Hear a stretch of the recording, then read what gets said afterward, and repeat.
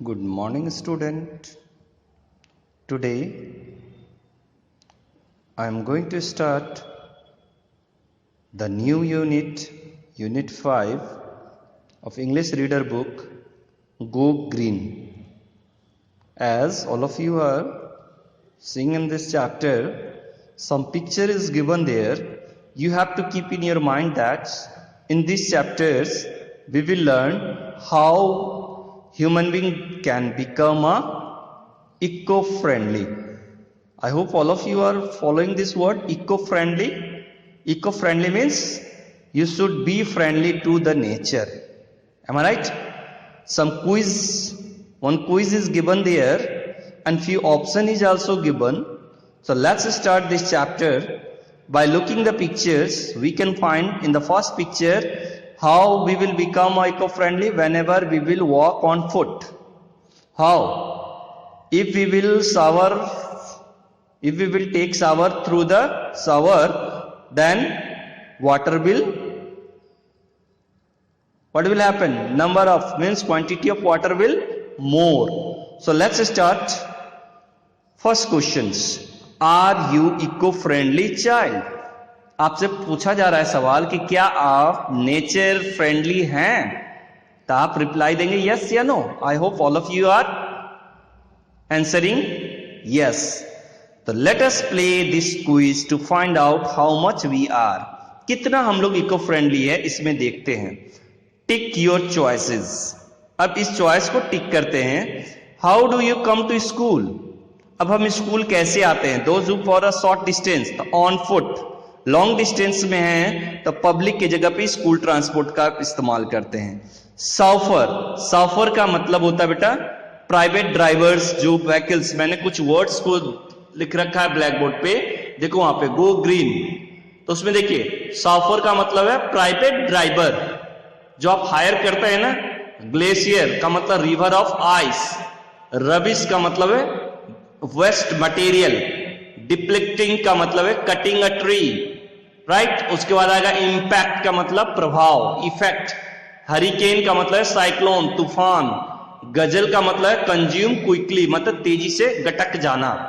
Right. So let's start this unit. अब इसमें हम देखते हैं दूसरा है how long do you stay in shower. नहाते समय आप कितने देर तक किसमें रहते हो? शावर में. राइट. तो बोल रहा है नो शावर बकेट बाथ, ताकि पानी की बचत हो. Because all of you know there that 70% of water क्या है? सॉल्टी वाटर है. ओनली 1% वाटर जो है वो पीने योग्य है. Am I right? So now इसीलिए उस 1% को बचाने के लिए हम लोग क्या करेंगे? रिसाइकलिंग प्रोसेस का इस्तेमाल करेंगे, उसे वेस्ट नहीं करेंगे. So no shower bucket bath. Come out less than 5 minutes 10 minutes. Don't time myself. मतलब तो हम ज्यादा अप्रोप्रिएट ए को देंगे. नेक्स्ट है do you turn off the light. TV computer means electric appliances में सारे आ जाएंगे. लाइट्स हो, टीवी हो, computer. When you leave the room तो ऑलवेज.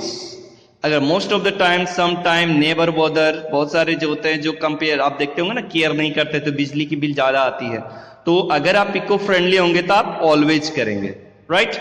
नेक्स्ट है whenever you visit to the market. जब आप मार्केट में जाते हो तो अपने से बैग लेके नहीं जाते हो. सोचते हो कि ये तो मेरा क्या होगा, इंप्रेशन पे हानि पहुंचाएगा. और सब्जी जब लेते थे आप पॉलिथीन का इस्तेमाल करते हैं. अगर आप अपने से you will carry the bag then you should be eco friendly. तो यही चीज कह रहा है when you go for shopping what do you do. Carrying your own jute और cloth bag. Ask for biodegradable bag. Ask for paper bag. Insisting on a plastic bag. No, plastic bag तो और भी eco friendly नहीं होगा. तो आप क्या अपना बैग लेके चलोगे तो आप इको फ्रेंडली होंगे. नेक्स्ट है what do you do with you use things. आप जो मान लीजिए बच्चे कपड़े पहने हुए हैं, राइट, या फिर ओल्ड बुक्स हैं आपके, तो उसको आप रिसाइकलिंग करते हैं या फिर नीडी पीपल को देते हैं. Exchange them to some article, throw them away, फेंक देते हैं. तो आपका बेस्ट ऑप्शन रहेगा ए. और बी भी अच्छी है, नीडी पीपल को भी दे देते हैं, मगर रिसाइकलिंग में देंगे तो वो ज्यादा अच्छा रहेगा. अब यहां पे देखिए कुछ ऑप्शंस दिए हुए हैं. चूज ए, 4 मार्क्स मिलेंगे.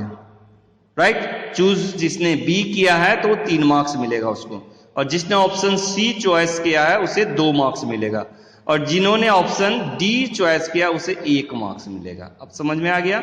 तो 5 क्वेश्चन है, 5 4 जा 20। Now add up your score, कितना मिला आपको? अगर सारे बच्चे ने ए ऑप्शन चॉइस किया है तो वो एक्सीलेंट बच्चे हैं, जिन्होंने बी किया है उसको 13 to 18 मिला, वो गुड है, वो भी सही है। मगर जिन्होंने 10 to 12 C option, you need to do a little more, आपको और क्या करना है? नेचर के प्रति फ्रेंडली होना है। बट जिन्होंने क्या किया है, थिंक बिफोर यू एक्ट, तो वो लेस देन 7 सी वाले ऑप्शन के बाद डी जिन्होंने ऑप्शन चॉइस किया, they have to think about how for the nature, am I right? Means they need a improvement. Now let's start this. Some question is there, pre reading task में फिर और कुछ exercise दिए गए हैं। A1 इन circle, देख रहे हैं ना, सर्किल बनाया, the words which you think are damaging our environment making quality of our life poorer each day.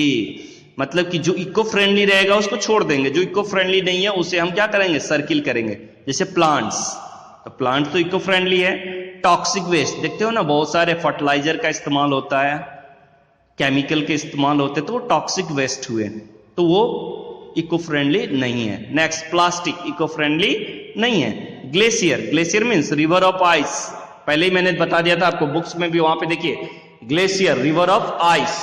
Next है एनिमल, फ्रेंडली है। वैक्यूलर एमिशन, गाड़ी से जो धुएं निकलती हैं उसे हम वैक्यूलर एमिशंस कहते हैं, पॉल्यूशन है वो भी। रबिश, कचरा। क्लाउड इको फ्रेंडली है। इलेक्ट्रॉनिक और इलेक्ट्रिक गैजेट्स, आप टीवी में रेज एमिट करता है ना, कंप्यूटर हो, ये सारे रेज एमिट करेगा, तो वही कह रहा है। नेक्स्ट है क्रॉप, फ्रेंडली है। रिसाइकलिंग प्लांट भी फ्रेंडली है, थोड़ी बहुत पॉल्यूशन करता है वो, मगर रिसाइकलिंग ज्यादा इफेक्टिव है। उसका डिप्लेक्टिंग फॉरेस्ट, डिप्लेक्टिंग का मतलब कटिंग, तो जंगल को काटना अच्छी बात है?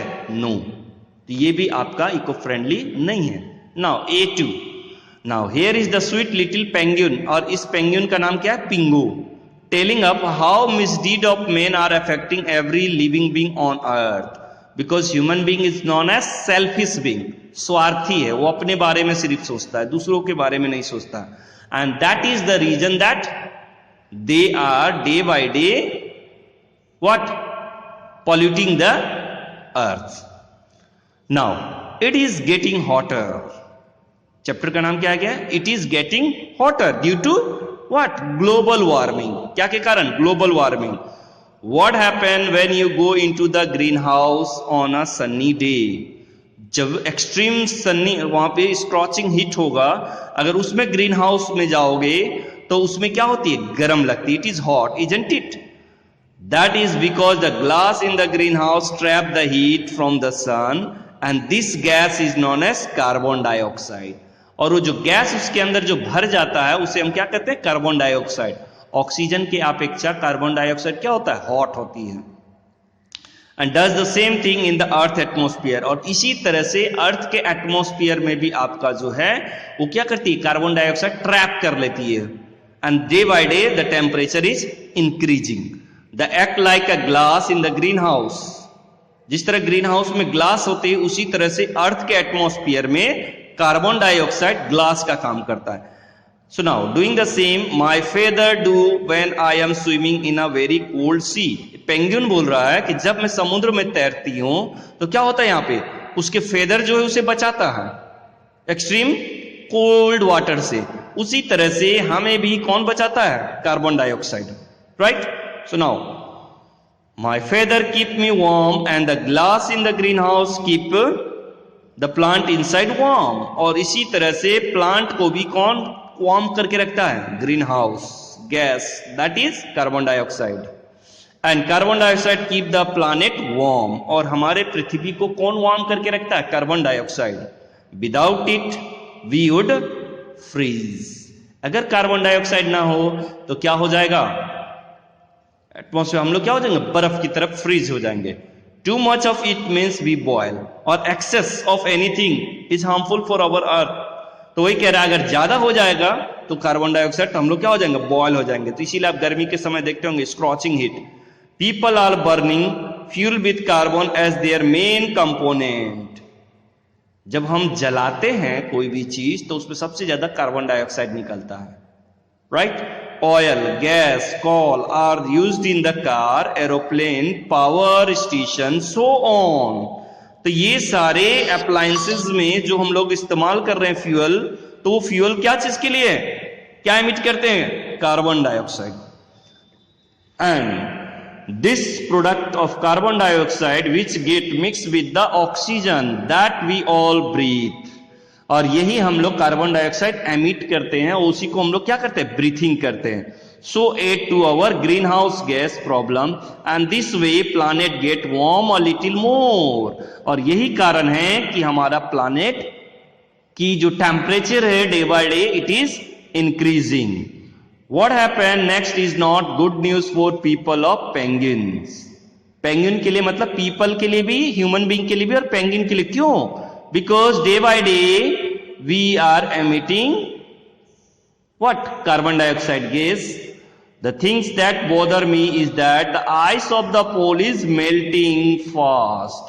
और यही रीजन है एक्सट्रीम हॉट के कारण आर्टिक और एंटार्क्टिक एरिया की जो एरिया है उसकी आइस जो हो रहा है day by day they are melting. The Arctic sea ice is getting less every year and the frozen continent of Antarctica my home. Whose home? Penguin. क्योंकि ये कहानी कौन बोल रहा है, पेंगुइन, पिंगो।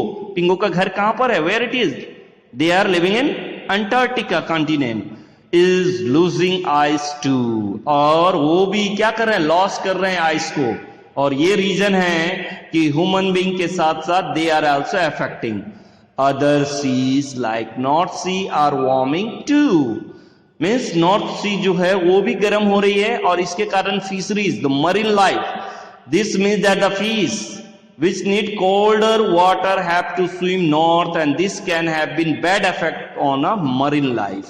और इस कारण से जो समुद्री जीव होते हैं, जो कछुए होंगे, खरपतवार, घास होंगे, बहुत सारे मरीन में मतलब समुद्र के जीव जंतु, but for you people it will be much worse, bad, worse, worst. वही है ना, बहुत ही क्या होगा, अति कष्टदायक, दर्दनाक, खराब है ये स्थिति।